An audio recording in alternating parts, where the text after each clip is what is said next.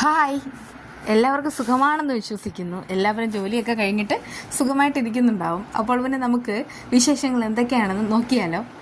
അതായത് ഒരാൾക്കൊരു മാറ്റം ഉണ്ടാവുമെന്ന് പറഞ്ഞാൽ അത് ഒരു ഞെട്ടിക്കുന്ന ഒരു മാറ്റം ഉണ്ടായാൽ എല്ലാവരും ശ്രദ്ധിക്കും. ഇവിടത്തെ ഗംഭീര ഒരു ട്വിസ്റ്റ് നടന്നിരിക്കുകയാണ്. ദുർഗയുടെ മാറ്റം എല്ലാവരും കരുതും അത് അഭിനയമാണെന്ന്. പക്ഷേ എനിക്കാണെങ്കിൽ അങ്ങോട്ട് തോന്നുന്നില്ല കേട്ടോ. കാരണം അവരാണെങ്കിൽ ഒരുപാട് സമയം മാറി നിന്ന് കരയുകയും ഒക്കെ ചെയ്യുന്നുണ്ട്. പ്രത്യേകിച്ച് കരുണെ കണ്ണ് പൊട്ടിച്ച് ചീത്ത പറയുന്നുണ്ട്. ഇങ്ങനെയൊന്നും ഒരിക്കലും സംഭവിക്കാത്തതാ. എന്നാൽ കരുണയുടെ ജീവിതത്തിലാണെങ്കിലോ അത് നടന്നു. അങ്ങനെ നമുക്കാർക്കും പെട്ടെന്ന് പ്രെഡിക്റ്റ് ചെയ്യാൻ പറ്റാത്തൊരു കാര്യം ഉണ്ടായിരുന്നു. അതായത് പണ്ടാണെങ്കിൽ ദുർഗ നല്ലൊരു രണ്ടാനമ്മയായിരുന്നു. സാധാരണ രണ്ടാനമ്മ എന്ന് പറയുമ്പോൾ തന്നെ ആൾക്കാരുടെ മനസ്സിലെല്ലാം മറ്റൊരു രൂപമാണ്. അതായത് ആദ്യ ബന്ധത്തിൽ ഉണ്ടായിരിക്കുന്ന ആ ഭർത്താവിൻ്റെ ആ ഒരു കുഞ്ഞിനോട് അകൽച്ചയും ഒക്കെ കാണിക്കുന്നതായിട്ടൊക്കെ നമ്മളൊക്കെ സിനിമയിലും അങ്ങനെയൊക്കെ ആണല്ലോ, എല്ലായിടത്തും അങ്ങനെയൊക്കെ നടക്കുന്നുണ്ട്. എന്നാൽ ഇവിടെയാണെങ്കിൽ പണ്ടാണെങ്കിൽ ദുർഗ ഈ കണ്ണനെ ഭയങ്കരമായിട്ട് സ്നേഹിച്ചിരുന്നു, അതും സ്വന്തം മകനായിട്ടും. അവരത് ഇന്നാണെങ്കിൽ പറയുന്നുമുണ്ട്. ഞാനാണെങ്കിൽ എൻ്റെ മക്കളെ പോലെ തന്നെയാണ് നിന്നെ കരുതിയിരുന്നത്, നീ എൻ്റെ മൂത്ത മകനാണ്. സ്കൂളിൽ പോയിട്ട് വരുന്ന സമയത്തൊക്കെ കണ്ണനെ എടുത്തുകൊണ്ടൊക്കെയാണ് പോകുന്നത്. എന്തായാലും അവരാണെങ്കിൽ സ്വന്തം അമ്മയല്ല എന്ന് ആരും പറയത്തേ ഇല്ല. ആ ഒരു രീതിയിൽ കണ്ടതെന്നൊക്കെ ഇപ്പോഴാണ് അറിയിക്കുന്നത്. നമ്മൾ കരുതിയത് ഈ സത്യം പറഞ്ഞാൽ ഈ ദുർഗയാണെങ്കിൽ ഒരു ക്രൂരയായിട്ടായിട്ടുള്ള രണ്ടാനമ്മ ആയിരിക്കുമെന്ന്. പക്ഷെ അങ്ങനെയൊന്നും അല്ല കേട്ടോ. അതൊരു ഗംഭീരം ട്വിസ്റ്റായിപ്പോയി. അത് നമുക്ക് സന്തോഷമുള്ള കാര്യം തന്നെയാണ്. പക്ഷേ എന്തുകൊണ്ടാണ് താൻ മാറിപ്പോയത്, തന്നെ ആരാണ് മാറ്റിയത്, ആ കഥകളെല്ലാം ഇന്ന് ദുർഗ പറഞ്ഞിട്ട് അവരാണെങ്കിൽ നന്നായിട്ട് കരയുന്നുണ്ട് കേട്ടോ. എന്തായാലും ദുർഗയുടെ മാറ്റം ഈ കരുണയ്ക്കാണെങ്കിൽ ഒട്ടും അങ്ങോട്ട് ഉൾക്കൊള്ളാനായിട്ട് കഴിയുന്നതേ ഇല്ല. അതായത് അവൾ കരുതിയത് അവളെപ്പോലെ തന്നെ ഒരു സൈക്കോ ആയിട്ട് ദുർഗ മാറുമെന്ന. പക്ഷെ ഇപ്പോൾ അങ്ങനെയൊന്നുമല്ല. സൈക്കോ ആയിട്ട് അവർ മാറുന്നത് ഈ കരുണയുടെ മുന്നിൽ മാത്രമാണെന്ന് കൊള്ളാം. എന്തായാലും അവരാണെങ്കിൽ കുറേയേറെ പലഹാരങ്ങളൊക്കെ ഉണ്ടാക്കുന്നുണ്ട്. പ്രത്യേകിച്ച് മഞ്ജു ആണെങ്കിൽ ഒരു വൈറ്റ് എണ്ണയാണ്. അതുകൊണ്ട് തന്നെ മഞ്ജുവിന് കൊടുക്കാനാണ് അവരാണെങ്കിൽ അടിപൊളിയായിട്ട് പലഹാരങ്ങൾ ഉണ്ടാക്കുന്നത്. എന്നാൽ കരുണയോട് പറയുന്നത്, നീ ഗർഭിണിയാണെങ്കിൽ ശരിയാണ്, പക്ഷേ നിൻ്റെ സ്വഭാവമാണ് മിക്കവാറും കുഞ്ഞിനും കിട്ടുക. ഉണ്ണി എന്ന് പറയുന്നവനെ എനിക്കിപ്പോൾ ഇഷ്ടമല്ല. കാരണം നിന്നെ കൊണ്ടുവന്നതോടുകൂടെ എനിക്ക് അവനോടുള്ള ആ ഒരു താല്പര്യവും മാറിക്കഴിഞ്ഞു. എൻ്റെ മൂത്ത മകൻ കണ്ണനാണ്, അവൻ എന്നെ നോക്കിക്കോളും എന്നൊക്കെ പറഞ്ഞിട്ട് ഭയങ്കരമായിട്ട് ഇൻസൾട്ട് ചെയ്യണം കേട്ടോ.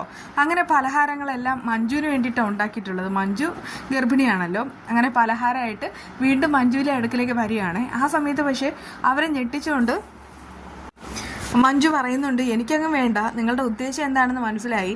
നിങ്ങൾക്കാണെങ്കിൽ ഒരിക്കലും മാറാനായിട്ട് കഴിയില്ല. നിങ്ങൾക്ക് കണ്ണേട്ടനോടും ലക്ഷ്മി എടുത്തിയോടും ഉള്ള ആ ഒരു വിരോധവും വൈരാഗ്യവും എല്ലാം എനിക്കറിയാം. അതുകൊണ്ടൊക്കെ നിങ്ങൾ എൻ്റെ കുഞ്ഞിനെ ഇല്ലാതാക്കാൻ ഒരിക്കൽ ശ്രമിച്ചു, ഇനിയും നിങ്ങൾ അത് തന്നെയാണ് ചെയ്യുന്നത്. അതുകൊണ്ട് എനിക്ക് കാണണ്ടെന്നൊക്കെ പറയാണ് കേട്ടോ. പക്ഷെ അവരാണെങ്കിൽ അവിടെ നിന്ന് പൊട്ടി കരയുന്നുണ്ട്. എന്നിട്ട് പറയാണ്, മോളെ അന്ന് എനിക്കൊരു അബദ്ധം പറ്റി, അതിൻ്റെ കാരണവും നിനക്കറിയാം. കുറേയേറെ ചതിയന്മാർ എന്നോടൊപ്പം ഉണ്ടായിരുന്നു. ആ മേഘനും ഓരോന്നൊക്കെ പറഞ്ഞ് എൻ്റെ മനസ്സ് മാറ്റിയിരുന്നു. പക്ഷേ ഇപ്പോൾ അങ്ങനെയല്ല. ഞാൻ എല്ലാ സത്യങ്ങളും മനസ്സിലാക്കിയിട്ട് തന്നെയാണ് വന്നത്.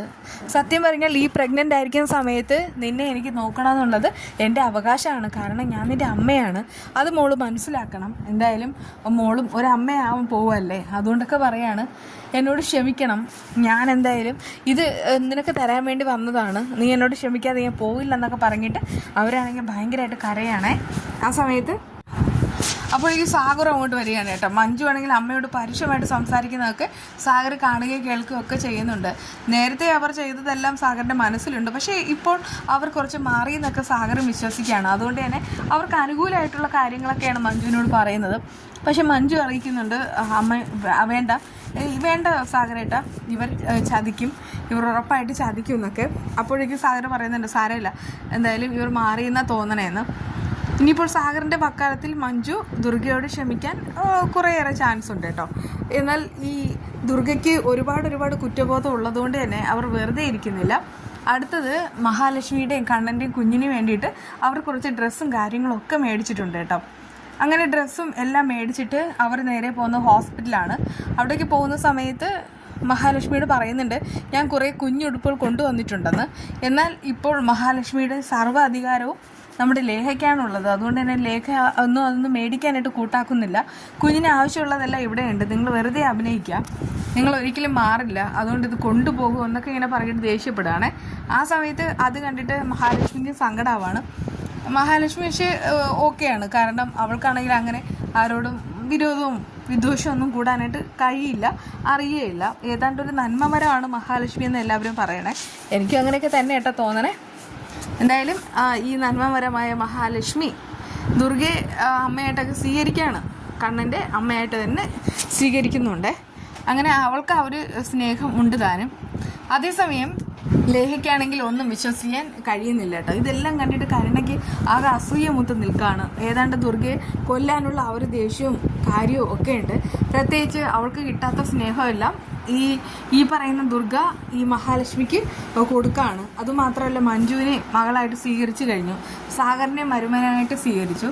പക്ഷേ ഇതുവരെ എല്ലാ കൊള്ളരായ്മയ്ക്കും കൂട്ടുനിന്ന കരുണയെ മാത്രം തള്ളി പറയുന്നുമുണ്ട്. മഹാലക്ഷ്മി ലേഖയോട് പറയുന്നുണ്ട്, പക്ഷേ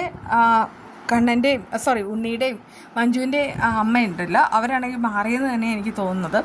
മുൻപൊന്നും അവർ ഇങ്ങനെ എന്നോട് പെരുമാറിയിട്ടേ ഇല്ല. ആ സമയത്ത് ലേഖ പറയുന്നുണ്ട്, നിനക്ക് അവരെക്കുറിച്ച് അറിയാഞ്ഞിട്ടാ, അവർക്കൊന്നും ഒരിക്കലും മാറാനായിട്ട് കഴിയില്ല. അവരുടെയൊക്കെ മനസ്സിൽ എപ്പോഴും ഈ സ്വർണത്തിനെ കുറിച്ച് തന്നെയാണ്. ഇനിയിപ്പോൾ നോക്കിക്കോ, കുഞ്ഞിനെ ഇല്ലാതാക്കാൻ വേണ്ടിയിട്ട് അവർ പലതും ചെയ്യും. അതുകൊണ്ട് തന്നെ എത്ര സ്നേഹം കാണിച്ചാലും നീ കുഞ്ഞും അങ്ങോട്ട് പോകാതിരിക്കുന്നത് നിങ്ങൾക്ക് നല്ലതെന്നൊക്കെ ലേഖ പറയുന്നുണ്ട് കേട്ടോ. ലേഖ പറയുന്നതിലും കുറച്ച് കാര്യമില്ലാതില്ല. ചൂടുവെള്ളം കണ്ട പൂച്ച പച്ചവെള്ളം കണ്ടാലും പേടിക്കുമല്ലോ എന്നുള്ളൊരു പ്രയോഗമാണ് ഇവിടെയാണെങ്കിൽ അർത്ഥമാകാനായിട്ട് പോകുന്നത്. എപ്പോൾ വേണേലും സ്വത്തിന് വേണ്ടിയിട്ട് ഇവരുടെയൊക്കെ ആ ഒരു സ്വഭാവം മാറാം. അതുകൊണ്ടാണ് ലേഖ അങ്ങനെ ഉറപ്പിച്ച് പറയുന്നത്. പക്ഷേ മഹാലക്ഷ്മി വിശ്വസിക്കാൻ കൂട്ടാകുന്നില്ല. എന്തായാലും നമുക്ക് കാത്തിരുന്നതിനെ കാണാം. മഞ്ജു പ്രഗ്നൻ്റ് ആണ്, മഹാലക്ഷ്മിക്കും കുഞ്ഞ് ഉണ്ട്. ഇനി കരുണയാണെങ്കിൽ പ്രഗ്നൻ്റ് ആണ്, കരുണയ്ക്ക് കുഞ്ഞ് വരാൻ പോകുന്നു. അങ്ങനെ 3 കുഞ്ഞുങ്ങളാണ് കമലേശ്വരം തറവാടിൽ കളിച്ച് വളരാനായിട്ട് പോകുന്നത്. ആരുടെയൊക്കെ സ്വഭാവം എപ്പോൾ മാറുമെന്ന് നമുക്ക് പറയാൻ കഴിയില്ല. ഇതിനിടയ്ക്ക് സകലമാന സ്വത്തുക്കളും, അതായത് ഉണ്ണിക്ക് തന്നെ വേണമെന്ന് പറഞ്ഞ് വാശി പിടിക്കുകയാണ്. ഇനിയിപ്പോൾ കണ്ണൻ്റെയും ഉണ്ണിയുടെയും അച്ഛന് ആ ഒരു നഷ്ടപരിഹാരം കിട്ടുമ്പോൾ ഉണ്ണിക്ക് ഉണ്ണിയുടേതായ വിഹിതം വേണമെന്ന് പറഞ്ഞിട്ട് കരുണയോട് വാശി പിടിക്കുന്നുണ്ട് കേട്ടോ. അവനത് മേടിച്ചെടുക്കുക തന്നെ ചെയ്യും, അവൾക്ക് അത് തന്നെ വേണം. ഇതൊക്കെയാണ് നമ്മുടെ പുതിയ വിശേഷം. പിന്നെ ഈ ഒരു ഇതിൽ കാണിച്ചിട്ടുള്ളത് എഗ്ഗ് വെച്ചിട്ടുള്ളൊരു വീഡിയോ ആണ് കേട്ടോ. അതായത് വളരെ സിമ്പിളായിട്ടുള്ളൊരു റെസിപ്പിയാണ്. എഗ്ഗാണെങ്കിൽ നന്നായിട്ട് തന്നെ ബോയിൽ ചെയ്യുക. എന്നിട്ട് പതിവ് പോലെ നമുക്കാണെങ്കിൽ 2 സ്പ്ലിറ്റ് ആക്കാം. എന്നിട്ട് സ്പ്ലിറ്റ് ആക്കിയതിന് ശേഷം ഞാനാണെങ്കിൽ ഇവിടെ തേങ്ങയും പച്ചമുളകും അതുപോലെ തന്നെ ഇഞ്ചിയും ഉപ്പും ഇത്രയും മാത്രമേ ഉള്ളൂ. ഇത്രയും ചേർത്തിട്ട് ഒരു ചട്നി തയ്യാറാക്കി. അതാണെങ്കിൽ ഇതിൽ നന്നായിട്ട് അപ്ലൈ ചെയ്ത് കൊടുക്കുക. അങ്ങനെ കഴിക്കുന്ന ഭയങ്കര ടേസ്റ്റാണ്. നമുക്കാണെങ്കിൽ രാവിലെ ദോശയ്ക്കോ ഇഡ്ഡലിക്കോ ബ്രേക്ക്ഫാസ്റ്റ് ആണെങ്കിൽ ഒരു സൈഡ് ഡിഷ് എന്നോണം ഇത് വച്ച് കഴിക്കാവുന്നതാണ് കേട്ടോ. എനിക്ക് ഇപ്പോൾ ഇങ്ങനത്തെ വീഡിയോ കൂടെ ഇട്ടല്ലേ പറ്റൂ, അതുകൊണ്ടാണ് ഞാനത് ഇടുന്നത്. പിന്നെ ഇങ്ങനെയൊക്കെ ഇട്ട് കഴിക്കുന്നവർ കാണുമായിരിക്കും. ഇതൊരു രസമാണ്, അല്ലാതെ ഭയങ്കരമായിട്ടൊന്നുമില്ല. എന്തായാലും അടുത്ത വിശേഷമായി നമുക്ക് വീണ്ടും കാണാം. ബൈ.